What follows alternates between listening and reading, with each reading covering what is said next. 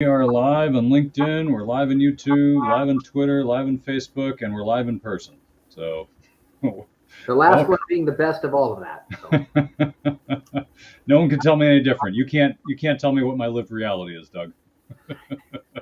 They try every day, though, Kurt. They do. They Good do. morning. The infamous they. All right. Well, hello, Smart Money Tree podcast listeners. Welcome to this week's show. My name's Kurt Chisholm. I'll be your host, and I'm once again joined with my good friend Doug Hagren. Hey, Doug. Hey, happy Friday to you, Kirk. How you doing? Happy Friday. Got my nice sun hat on because it's so hot out. I'm sweating here in my house. I got AC on, I got a fan, I'm still sweating. So I figured why not put on a hat to make it worse to keep the sun off my eyes. So hopefully you don't mind. Well, All right. I'm wearing the loon shirt. Enjoying the outdoors. Well, I've got it before winter comes eventually. But I think we hit 100. Finally hit 100 plus the heat index the other day. So I think the loons are screaming. So Those are ducks, Doug. Quack quack.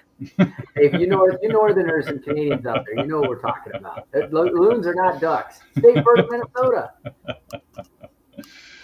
I don't know what ours is. I think ours is the chickadee. So I'm not sure. It's Well, not a manly bird for sure. well, your state animal is the rhino. Oh, whoa. Oh, whoa, whoa, whoa. No, Doug.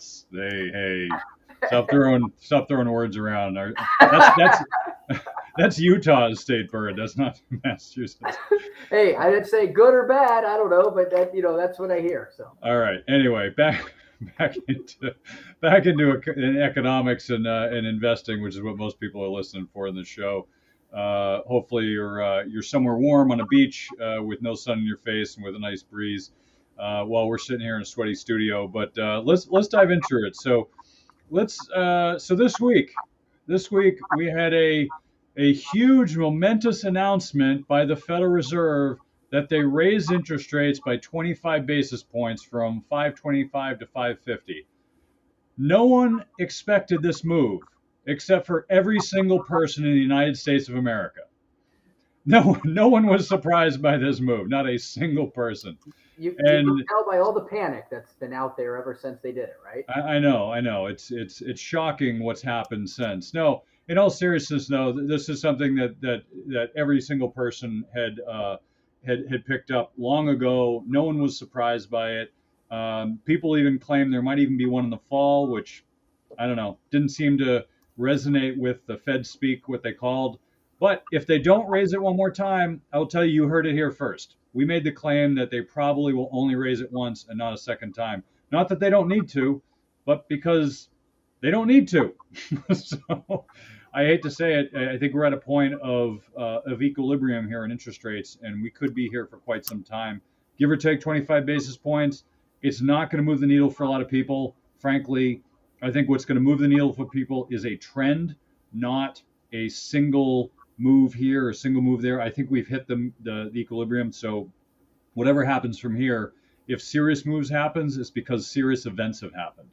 I don't think there's any reason for them to drop rates here or raise them. As inflation is dropping, this should cause them to lower interest rates a bit. But I've posited this thought on this show is that they're actually in a really interesting place where they have 5.5, we'll call it 5.5 interest rates. Right now it's 5.4, I think, for short-term treasuries. We'll say 5.5 Fed funds rate, and at 5.5%, and you have inflation rate, which it says it's 3, it's probably about 2.5, but let's say it's 3. There's a big spread between inflation and the Fed funds rate. So what I expect is going to happen is there will be a coming to Jesus moment with the Fed of either they're going to lower rates to align with inflation, or they're going to keep it high to keep squashing inflation and pushing it down. I don't know when they make that change, but my guess, if I'm reading my tea leaves and my tarot cards and my Mercury being in retrograde, if I'm reading that correctly, then the Fed is going to keep rates high until they're absolutely sure inflation is going away. Now, I'm not so sure that is necessarily going to go away quickly. Most people think it is. The rapid decline of interest rates, or I'm sorry, inflation, is causing people to say, "Oh, we're back to normal." We're anything but normal, from what I can tell. So, from what I can tell, we're just in an extreme end of the bullwhip effect. And I'm actually starting to see things, I'm seeing a divergence of data. Some data is suggesting that things are starting to inflate again, and other data is suggesting it's actually going further into deflation or disinflation, technically. But we're seeing a divergence of different things. And we're going to talk about a little about that on the show. But what I want to come back to over and over and over again is the 70s was marked by mass confusion. Mass confusion is where people don't know the direction of the markets because there's a conflicting data set.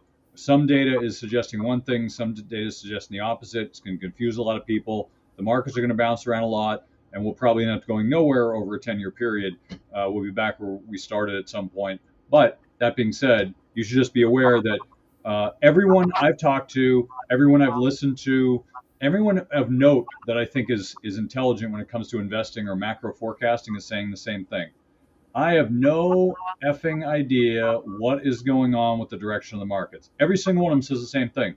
I heard Jeff Druckenmiller, who's one of the most astute macro economics investors out there, has come out and said, I just saw him on a YouTube video on Bloomberg last week, and he was funny because he always has some very strong opinions. He said, look, he's like, I didn't even want to come on the show today because when I booked it, I had something to say, and that was a month ago. And now it's like, I don't have much to say. I don't have a strong opinion either way. And I almost canceled, but I just felt bad canceling. So it's like, I don't really have much to say. Like the economy is all over the place, and I don't have a strong, he's like, if I was people, I would sit on the sidelines because there's no strong trend to buy into. Now I'm gonna show this one thing, and I'm gonna send it up to Doug to give it some of his thoughts. So this is a chart we found which show the odds of rate hikes. Now, I see these all the time, but I thought this was actually prudent because given what's going on, this somewhat aligns with my thinking, which of course we all like to have reinforcing behavior of our thoughts. So I'm gonna be the self-serving chart to reinforce my thinking. But honestly, really what it does is I see these all the time, and I think you should understand these. So what this shows, it shows the Fed meeting dates, the proposed Fed meeting dates. It just showed their most recent one, which was 2 days ago. And so this was created before that, obviously. And then it shows up to December of 2024. Now, what it shows is the probability of rates being at a certain place. So on one end, it's 3%. On the other end, it's 6%. And it's got increments in between. So what it shows, for those of you who are listening, I'll just kind of illustrate it so you don't have to get confused as to why I'm talking about a picture you can't see. You should go to the website and see this because it'll be very instructive for how the Fed or how Wall Street and the Fed are looking at interest rates. So we talked about this in the past and how Wall Street sees, 6 months from now, they're going to start dropping rates. 6 months from now, they've been doing this for 2 years. They said 6 months from now, they're going to drop rates. And yet they keep raising them. And yet they're still not dropping rates. They're not even talking about dropping rates, which is, if you follow Powell, he's very clear about when he's going to start changing. We're going to start changing our tune in 6 months. That gives the market plenty of time to prepare. So right now, he hasn't said that. He's just said, I'm just going to watch the data and it'll be data dependent and we'll see what happens, which means he's pushing back from the table and taking a break. So what this shows, as of this came out like this earlier this week, 98 or 99% chance they were going to raise rates. Okay, that's in line. They did raise rates. Next quarter, it's 83% chance it's going to stay the same. Then 65% chance it's going to stay the same. And then 60 and then 50. And then if you get into like March of next year, the highest percentage is lowering rates to 5%, which is 36%, 37%, which is compared to 36. So it's actually, what it shows here is the highest probability is going to be between 5 and 5.5% for like the next year. That's more or less what this shows. And then it starts to taper off and get lower if you get into late 24. So what I want to show, and the reason I wanted to show this is because these are like odds makers, right? You go to the casino and there's odds. What's the odds you're going to land on a 6 or an 8 or black or red or 00? There are odds of that happening. This is odds makers for Wall Street. right? And the odds makers say, here's the probabilities of things happening in this way. I would love to have this so I could bet on it because these probabilities are way off. But happy to at least have this be instructive for what the supposedly the best and the brightest think are good odds. Personally, I think there's, like I said, a high probability they're going to stay here for probably the next, probably till the end of 24 would be my guess, unless we go into a severe recession, at which case I have the right to change my mind. I mean, when you go into recession, it depends on how Powell is going to treat it. If Powell says we're going to protect the economy, then very clearly they're going to lower rates. I'm not convinced he's going to do that.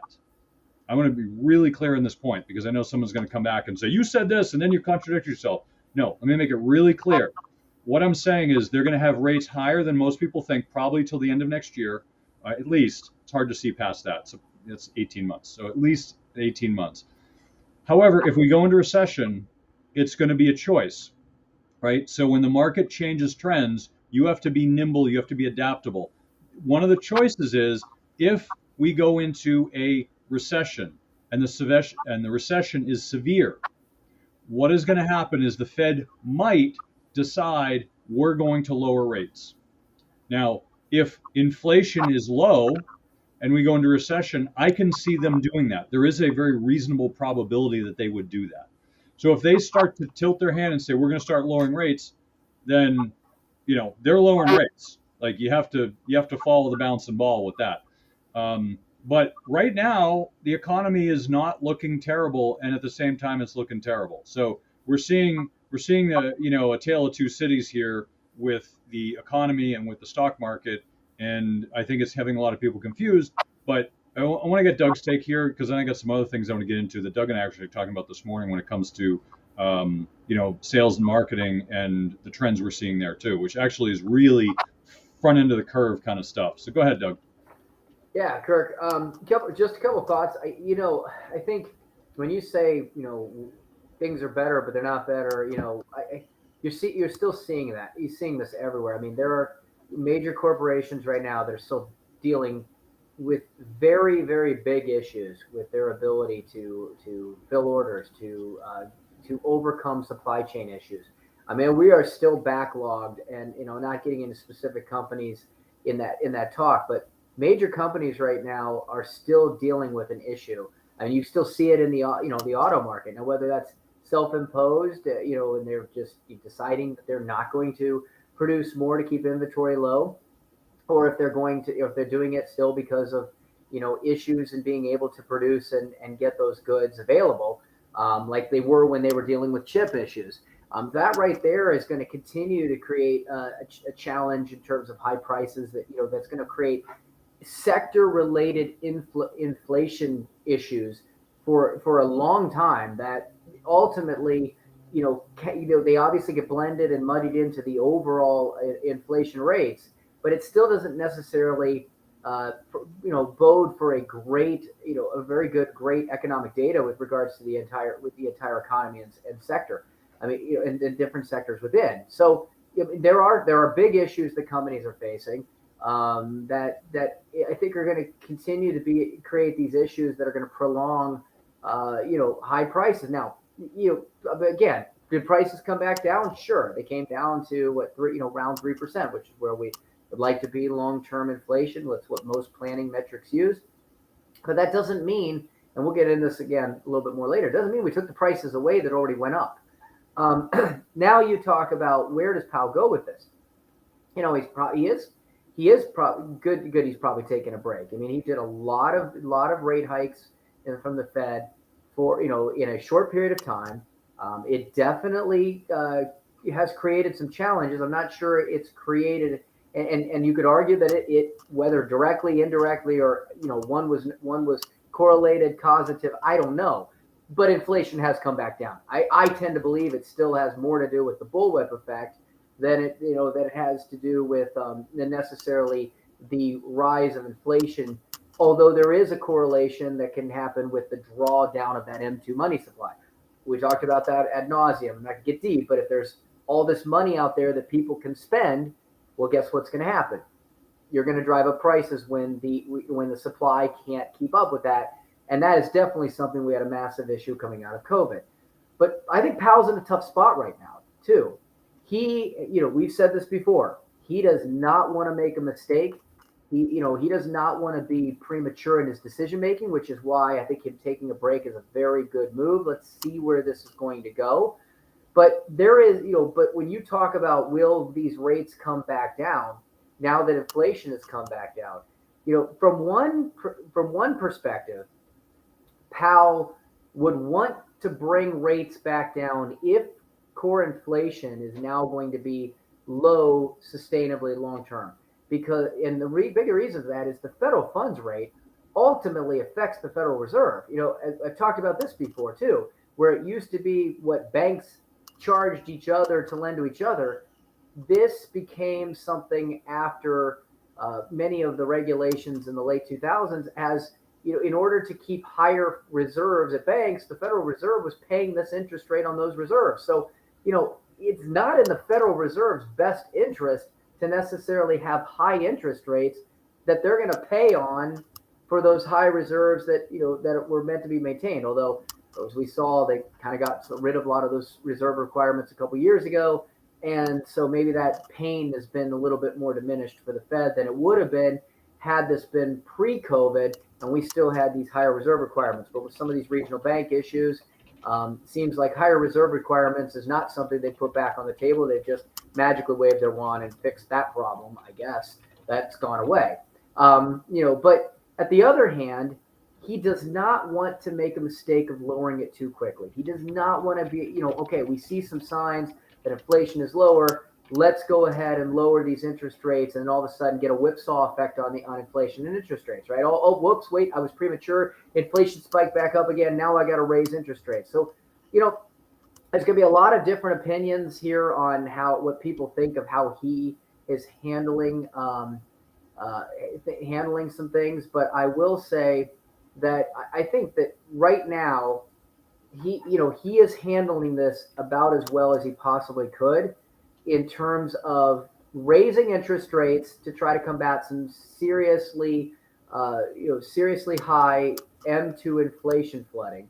But at the same time, I think he's pausing accordingly to allow an opportunity to see if what has been decided and the different rate terms that have been, rates that have been established are going to have a sustainable effect before, all of a sudden jumping the gun, seeing a shift, seeing that, maybe there's other variables at play that have made inflation trends more temporary and not as permanent, and then finding out later, whoops, got to go back and jerk the rates around, again. And as you know, like we said, he raised rates the other day. Everybody saw that coming. And if everybody saw that coming, then there was no impact in the markets. There was no reaction in the markets. Look, he has no problem bringing the markets down and bringing M2 money down if it's going to be something that's going to sustain and lower inflation and calm everybody down. But nobody wants to be in that position of spooking the markets left and right with every bit of change that's coming out there, especially if that change was not something that was well predicted. So I kind of tend to agree. I think that, again, I wouldn't put money on any of the betting, but I do think that in order to not, create a whipsaw decision on interest, he does want to bring that interest rate back down. I think it's in their best interest. I don't see it changing much either from my perspective. Yeah, it'll be very interesting to see kind of what happens here going forward with the Fed. I mean, to me it seems very clear about what's going on. And I don't know, maybe it's just me, but I feel like other people are confused with this, like Wall Street. I'm not sure if they're confused. It's more like that they are they're permeables. It's like they want something to happen bad enough, and they're laying out what's going to happen, but it's not necessarily happening the way that people expect. So we'll see what happens with this. I want to get into some other data, but I do think that you should keep in mind that things will be confusing, and certainly on this show we're going to keep talking about the where things look like they're going in the economy and where the rates are going. But when you have a stock market that is testing all-time highs, and the economy's mixed, and earnings are declining a little bit. I mean, some companies are good, some are not. You got factors, you got shipping. Some of the shipping is I guess maybe very average. It's like some's doing well, some's not doing well. I do want to touch on something I started seeing. So today I've spoken to 4 people already, and I got a lot done before the show, and I spoke to 4 people already, and I got the same sentiments from all of them. And I wasn't expecting to talk about this topic, but I do want to talk about it because if you think about the economic cycle, right? We think like, all right, they're creating a widget, then they're producing, they're basically saying, all right, produce this widget. They go buy the stuff, they produce the widget, and then they ship the widget, and then they put it in the stores, and then they sell the widget, and then people use the widget, right? Like that's generally the cycle. But if you think about it, it's well before that the cycle starts, right? Because the cycle starts is you've got a marketing department that markets the widget, right? They spend money marketing the widget, and then you got the sales guys and gals, they're selling the widget, right? So they have to have all that set up before they even make the widget, right? Because they need to know what they're selling. They need to market it. Hey, this is coming in September. We're getting ready for this big blowout sale. Like, look at Barbie, right? Mattel did a great job at marketing the Barbie movie. I haven't seen it. I don't know if it's any good. I'm not going to go see it because that's just not my type of movie. Give me a superhero movie. Give me a movie, miracle movie about hockey. Watch them all day. Barbie, no thanks. That's just not my thing. I'm sure it's a great movie. I just have no idea. The point is I respect how they marketed that movie, because they don't market movies that well anymore because no one's going to see them. They marketed the pants off this movie. I've been hearing about it for 2 months and how great this movie is before it even came out, and how people are setting up pink houses and pink living rooms and pink this and pink that.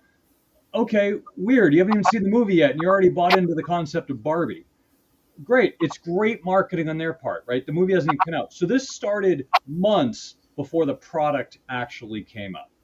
Now, so my point of saying this is when you think about marketing is done well in advance of the sale, which means that you have to be thinking about the marketing. You have to have the marketing tied in. You have to be spending the money. You have to make sure that it's getting traction, all of that for a product. Now, the people I spoke to this morning, because I started to think about this last night, and I started to wonder. I've been seeing, like, we do a lot of marketing too, and other friends of mine do marketing, so I see a lot of data, and the data has been really interesting. There were times in like 2020 it was great, then like 2020, 22 was a little off, and like the last 2-3 months has been really off. And so I was talking to a buddy of mine who does a lot of marketing. He's like, yeah, we're seeing the same thing. Like all 4 people I've talked to said the same exact thing. The last few months, nothing's working. Like people aren't buying anything. They're not, and this is not just advisory. This is like all through industries. Like this is like people aren't buying anything. They're not even looking. So this is the key, right? They're not even looking. They're not even saying, oh, I'm interested in this. They're just like, nah, I'm not interested in anything. So what's been weird is what I've been seeing on the front end of the economic curve is the marketing people are doing is not having the same traction it used to have. The metrics are all different. And it's through different industries and different people, which tells me it's not just me first, because you always wonder, like, is it my stuff? Like, am I doing something different? Because in marketing, it's data dependent. But if you look at other people in other industries, they're saying, yeah, we're seeing a huge drop off in interest in purchasing anything. And it's been going on for like the last 18 months, but the last 2-3 months, huge drop off to the extent people are like, I got to do something different, because if this continues, we're all in the doghouse. We're all fired because we can't, these numbers can't continue. So the reason I bring this up is because, we talk about what's going on in the economy. We talk about the stock market and how things are a little confusing.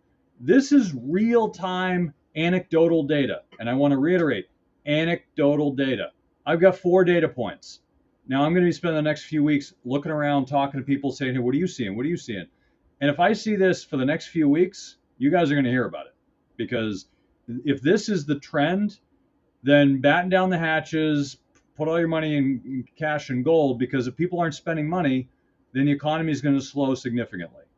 And that means companies that have advertising platforms, social media companies, what have you, they're going to make less revenue. People are going to be spending less money. Companies are going to be making less money. Like all this stuff is going to start to filter through the economy. I don't know yet. It's still early. This is stuff that I'm just hearing about. People are just anecdotally figuring out, like, all right, this is going on. It's been going on for 2 months, 3 months. I need to make a change. So it could take another 3 months before they realize, like, oh crap, we're in trouble, right? So they may not even know because it's still early in the process. I'm telling you, the listeners, because this is important stuff, right? I could be wrong, but this is the kind of stuff you want to know. What are companies seeing? What are they seeing with order flow? What are they seeing with advertising? What are they seeing for front end sales, for wholesaling, whatever they're doing?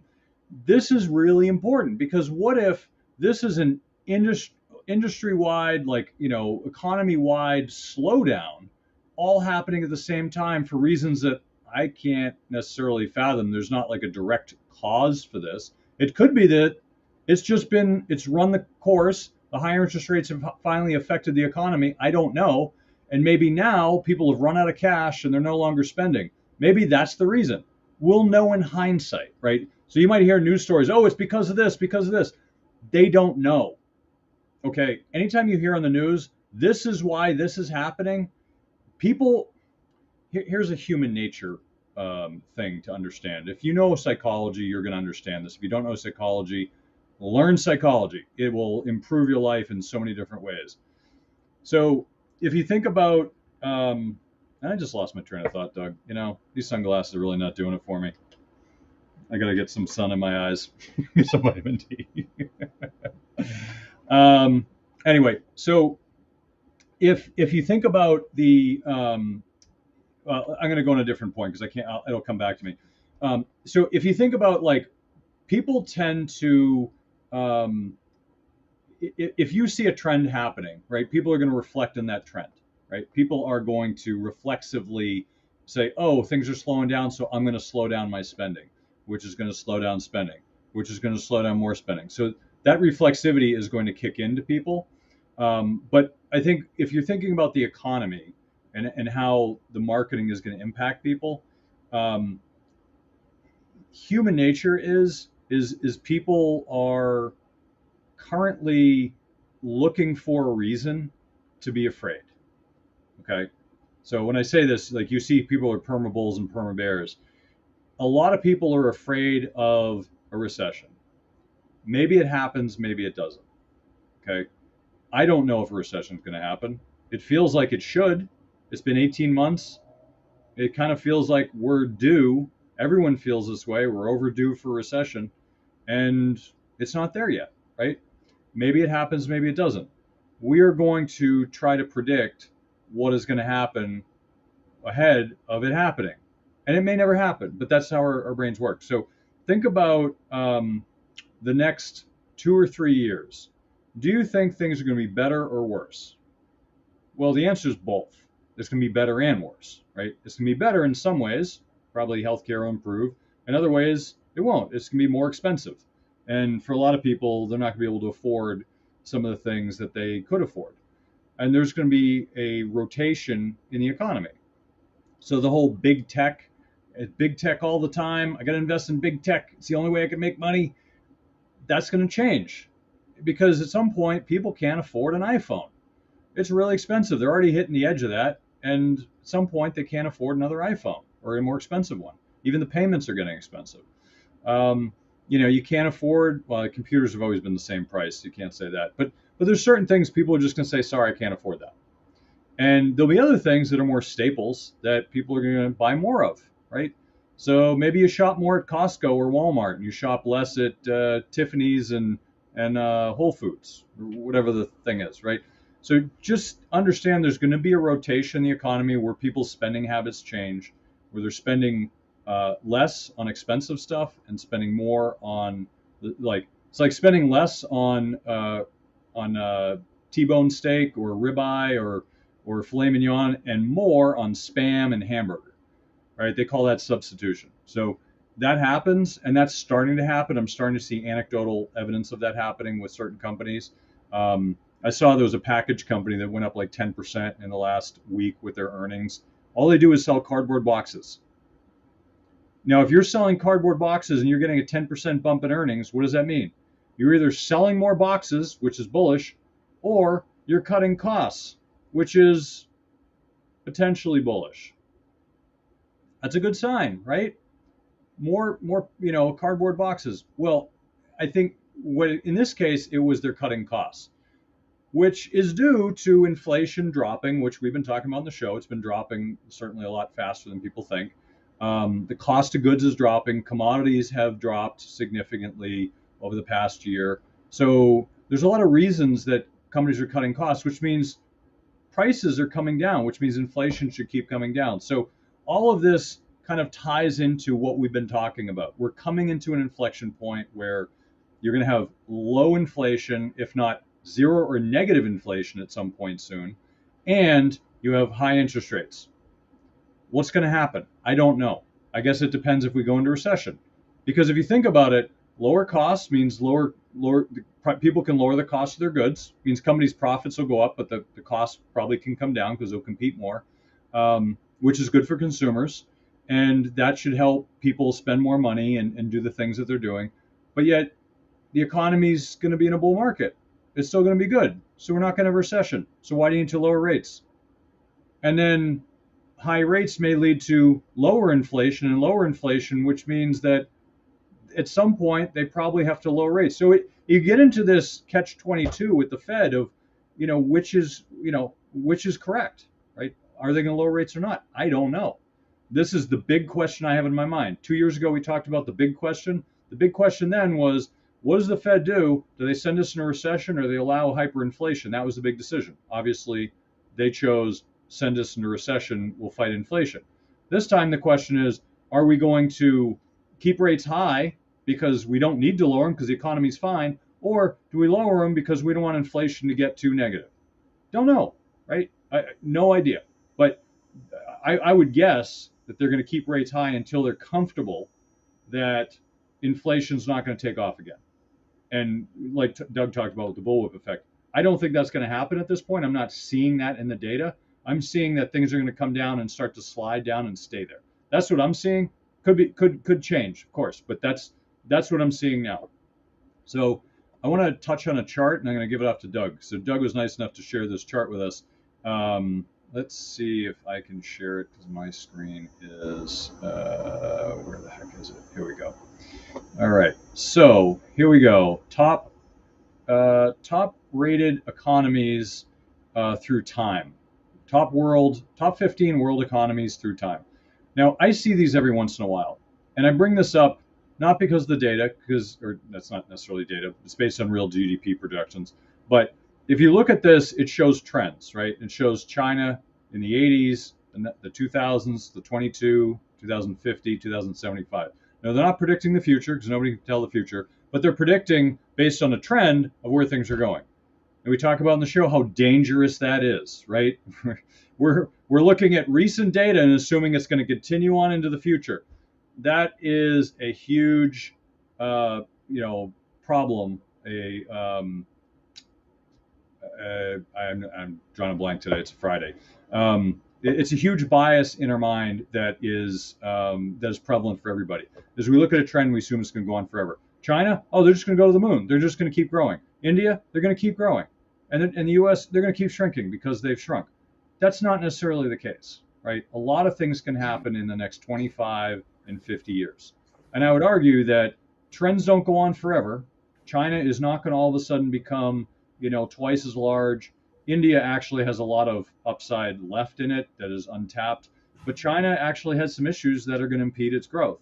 So do I think it's going to happen forever? No. I think the trends are going to change, and then they'll change again. You look here, and it shows like Egypt, Nigeria. They weren't even on the list, but in 2050, 2075, Egypt and Nigeria are some of the top economies in the world. Do I think that's going to happen? Nope. I don't think that's going to happen. Are they going to become bigger than, the U.S., Germany, UK, Brazil? No, I absolutely don't think that's going to happen. And Pakistan, really? Pakistan's going to be bigger than Brazil, UK, Germany, Mexico? Yeah, probably not. It's possible, but there's just certain countries that have certain dynamics that you can argue that it's going to be hard for them to become an enormous nation unless they make infrastructure changes. So I bring this up just as just to kind of show how people are influenced by data and beautiful images. And sorry, I didn't even realize I wasn't even showing that. So it just shows how people are influenced by their images and by data, and they think, oh, this is going to keep happening forever, and it's just not. So take a look at this, look at it through the right lens of, hey, this is interesting and it's a trend, and if the trend continues, it's going to happen. But knowing in the back of your mind, this trend is not going to continue the way that this chart alludes to. So what are your thoughts, Doug? You were nice enough to send this. Well, sorry, I got a little distracted. I was looking up solar flares and other celestial problems, because after Mitch McConnell yesterday and you today, clearly there's a pattern going on here with being able to keep trains of thoughts. I don't know if you saw Mercury's in retrograde, Doug. That's all I'm going to say. What was that? Mercury is in retrograde. That's all I'm going to say. There you go. But let's look at this chart again for a second, or stay on this chart for a second, because I think I agree with you. These projections are so far. I mean, 75 years from now, or I'm sorry, 2075, not 75 years from now. 2075 is over 50 years from now. I don't know about you, Kirk, but think about what was going on 50 years ago and ask yourself, other than maybe in the, maybe in some of the, or in Back to the Future and some of the other things that had some crazy things projected, how many things we see today are what we would have foreseen 50 years ago? That is way too much time. And the biggest issue that we're facing in today's economy, compared to even where we were 50 years ago, is the exponential development of technology that they said would start to happen after the development of the microchip. And because of that, you start to see just what has been created in technology and what has been become integrated in our economy, and what has become obsolete in such incredibly fast periods of time. And that, of course, means that if we try to look ahead at the next 50 years, who knows what's actually going to end up transpiring in terms of who's going to be the leaders. There are some things on here that I do think that are pretty interesting. And the first one is seeing where they project, if you look at kind of what 1980 to 2000 to 2022, you saw the U.S. was the leading global economy, and now in 2022 it still is. So everybody talks about China leading the world. China is still behind us in GDP, at least as of last year's data. The U.S. economically still is in that driver position. We know there's a lot of change going on. There's a lot of change in whether or not the dollar is going to still, the world currency reserves are still going to be on the petrodollar. There's a lot of political pressures there that are obviously happening. That's what happens when you're at the top of the top of the hill. Everybody's trying to figure out how to knock you off. China's population growth, India's population growth. So there's some legitimate reasons to think that just from a GDP standpoint, they are going to continue to grow. That depends on what happens, their ability to sustain and develop the middle class. If they can sustain and grow that middle class, then you're going to continue to see that probably a huge development GDP, just mainly based off of their own necessary consumption. But if you take a look, a big one that's telling is Japan. Japan, we've talked about this before, their aging population, the shift of the economy. They were number 2 in the world back in 1980. They were number 2 in the world in 2000. They have now slipped to number 3, which I think some people would be surprised that they're still number 3 in what they can produce. But they really project that, Japan is going to fall to number 5. And eventually I'm trying to look at where they are on the map, like out of the top 10 by 2075. That would be an incredible shift, global shift in terms of economic power. Germany has been sitting, firmly in that 3rd position, but they're also seeing a major shift for Germany. I saw an article the other day talking about how poor Europe is becoming. Now, this is an opinion piece. There's pros and cons, but in terms of some of the ways that just the culture is in Europe, some of the ways, and if we go back to the contagion arguments that were happening, I forget back in the in the early aughts, and a lot of these countries that, and many of them, not all of them were in Europe. I mean, you were talking about Brazil potentially with all they invested in the Olympics, but you go back and look at Greece and some of those, and how the European Union and the European banking system had to continuously kind of step up to prevent these countries from going into default. That culturally, I mean, there's a lot of it. Some of these countries have pensions that they can take full pension as early as the 40s or 50s or early 60s, way before, and then after they take that pension, they're out of the working system. And these are cultural things that they're dealing with. So, but that obviously doesn't produce in the economy and GDP. But now you start to take into to consideration Brexit. You start to take into consideration, maybe some fracturing in the European banking system and the euro. You start to take into consideration what's going on with Ukraine and how reliant Europe was on a lot of their natural gas, on their grain and food. And I think that there's definitely one place that I definitely see, maybe the shift potentially, getting even greater over the next, 20 to 50 years is going to be where the countries of Europe, or where Europe as a whole, because Europe as a whole, their GDP is roughly around what the US is. Okay. And so is their geographic size. You fracture that. That's why the European Union worked, is that if you take those individual countries, we are not an imperial, world anymore. It's not like these countries are going out and conquering and getting into colonialization.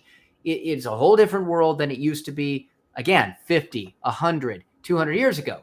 So as a continent where the European economy was driven very much through exploration and colonialism, that shifted. And in the newer economy, they became stronger together than their separate parts.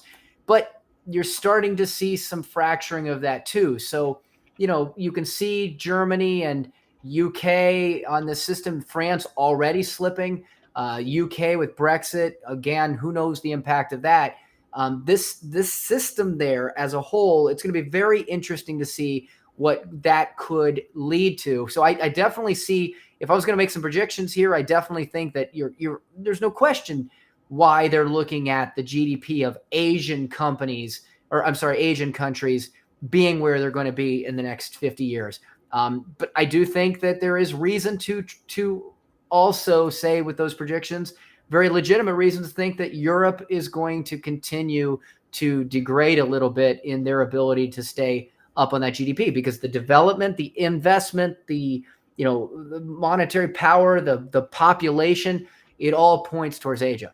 The last thing I'm going to say on this, though, which I think is interesting, as much as everybody, Kirk likes to crap on this country of ours, whether you call it America or the United States. So that's the new argument, by the way. It's not America. America's, North America, South America. Everybody's got an argument for anything.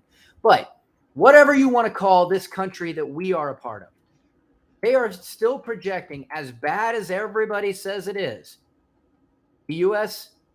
GDP by 2050 will still be in the top 2.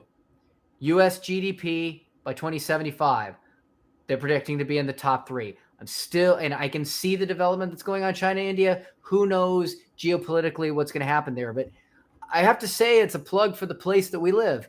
The United States, if you really think you want to look around at economically, what is going well and what's not going well as a whole, the U.S. is still a very, very good place to be.